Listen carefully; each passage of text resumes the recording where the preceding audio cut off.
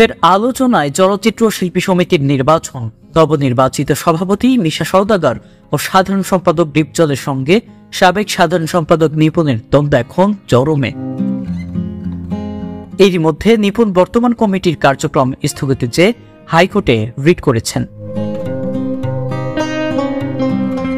সম্প্রতি এসব বিষয় নিয়ে যুক্তরাষ্ট্রের লস অ্যাঞ্জেলেসে থেকে গণমাধ্যমের সঙ্গে কথা বলেন নিপুণ। মিশা ও ডিপজলকে মূর্খ সম্বোধন করে এই অভিনেত্রী বলেন, তাদের সঙ্গে কথা বলার কোনো ইচ্ছা নেই, তাদের সঙ্গে আইনজীবীর মাধ্যমে কথা বলা হবে।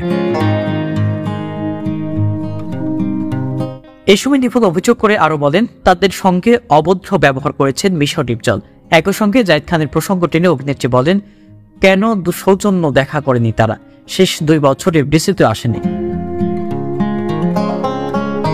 জাহিদ খানকে নিয়ে তিনি বলেন, তিনি যা ইচ্ছা মিডিয়াতে বলে বেড়াচ্ছিল, তখন তারা কোথায় ছিলেন? এই বেয়াদব কি তখন থামিয়েছেন?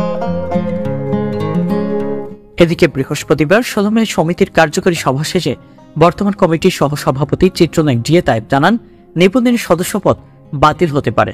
গণমাধ্যমের সামনে সংগঠনের সাধারণ সম্পাদককে নিয়ে বাজে মন্তব্য করেছেন নিপুণ। তার সদস্যপদ কেন বাতিল করা হবে না সেটি জানতে চেয়ে চিঠি দেওয়ার সিদ্ধান্ত নিয়েছেন বর্তমান কমিটি। এ বিষয়ে নিপুণের ভাষ্য, সদস্যপদের সঙ্গে কোর্টের কোনো সম্পর্ক নেই, রিট যেহেতু করেছি ওনাদের কোর্টে আসতেই হবে, আর তিনি যদি সদস্যপদ খারিজ করতেই চায় তাহলে সেটার জন্য কোর্ট রয়েছে।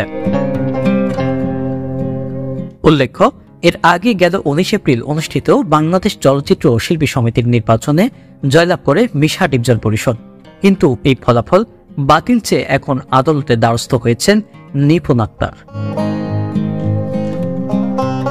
দেশ দেশান্তর 24 বিনোদন ডেস্ক।